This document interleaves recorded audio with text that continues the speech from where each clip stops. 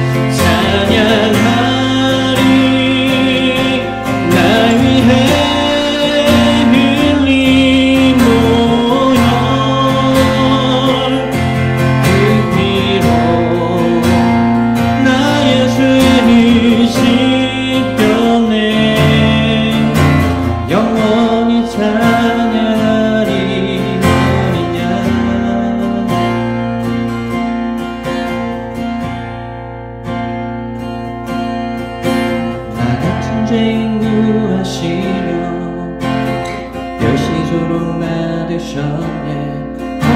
놀라운 주님의 그 한없는 사랑, 나 같은 죄인 구하시려 불과 피를 흘리셨네. 놀라운 주님의 그 사랑.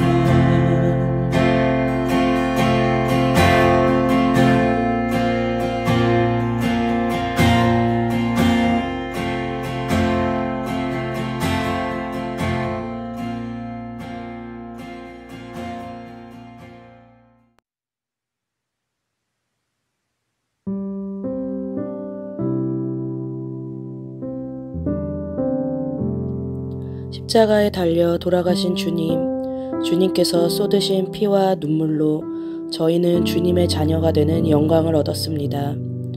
주님의 대속의 은혜를 마음 깊이 새기며 감사와 영광과 찬송을 드립니다. 감사를 알면서도 저희는 주님의 고난 앞에서 너무도 무덤덤하게 살아갈 때가 많았음을 고백합니다. 세상과 어울려 살아가면서 주님을 잊고 세상의 기준에만 맞추기 급급해하며 살아가고 있습니다.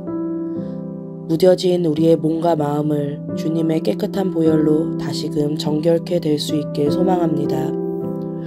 주님의 위대한 사랑으로 날마다 감격하며 살아가기를 원합니다.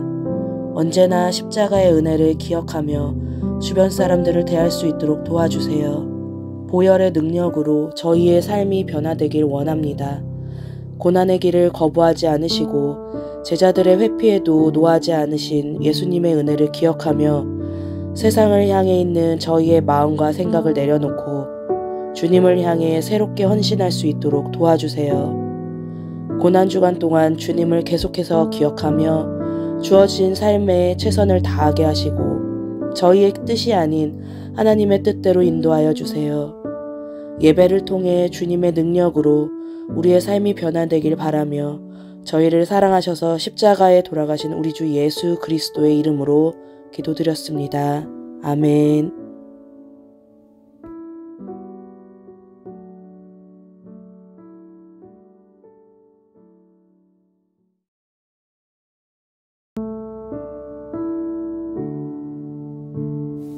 그때 12 중에 하나인 가룟 유다라 하는 자가 대제사장들에게 가서 말하되 내가 예수를 너희에게 넘겨주리니 얼마나 주려느냐 하니 그들이 은 30을 달아주거늘 그가 그때부터 예수를 넘겨줄 기회를 찾더라.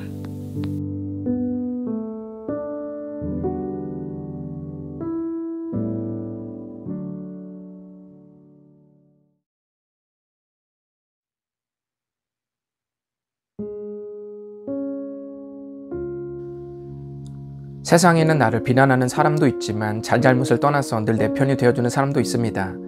그 사람이 배우자일 수도 있고요, 멘토일 수도 있고 오랜지기 친구일 수도 있습니다. 그런데 어느 날 사람들로부터 내 편이 날 비난한다는 이야기를 듣는다면 어떨 것 같습니까? 오늘날 후유증이 가장 많이 남는 범죄가 가까운 사람으로부터 겪는 배신입니다. 설사 배신한 그 사람을 용서한다고 해도 그것이 예전과 같은 신뢰를 갖는다는 말은 아닙니다. 어떤 학자는 말합니다. 당신의 배우자를 유혹한 절친한 친구와 다시 편안하게 지낼 수 있겠는가? 배신은 평생 씻을 수 없는 상처를 상대에게 줄 수밖에 없습니다. 예수님과 제자들은 각별했습니다. 물론 복음서의 내용에는 우리가 비웃을 만한 제자들의 어처구니 없는 실수들이 많이 나오지만 그래도 그들은 인생의 전부였던 배를 버려두고 예수님을 따른 자들이고 두툼한 부수익이 보장된 세관직을 버리고 주님을 따른 자들입니다. 실제로 제자들은 예수님과 함께 죽더라도 결코 주님을 배신하지 않겠다고 말했습니다.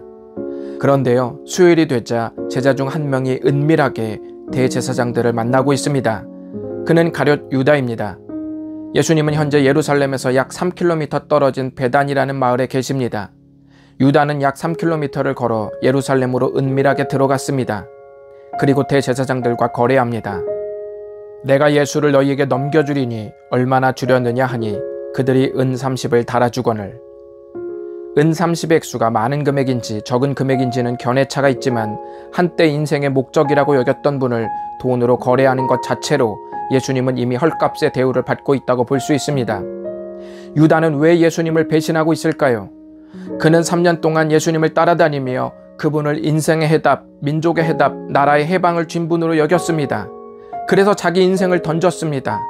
따라다닌 기간은 3년일지라도 동행한 시간으로 따지면 오늘날 20년 신앙생활 한 시간은 되지 않을까 싶습니다. 하지만 예수님이 예루살렘으로 들어가시며 자신이 죽어야 모두가 살게 된다는 애매모호한 발언이 화근이 되었던 것 같습니다. 그분이 죽는다면 모든 희망이 사라질 테니까요. 가룟 유다가 예수님을 넘겨줄 마음을 언제 갖게 되었는지는 정확히 알 수 없지만 예수님이 걸어갈 십자가의 길을 대안으로 생각하지 않았다는 사실은 분명합니다. 예수님은 제자들에게 생명으로 인도하는 문은 좁고 길이 협착하여 찾는 자가 적다고 가르치신 적이 있습니다.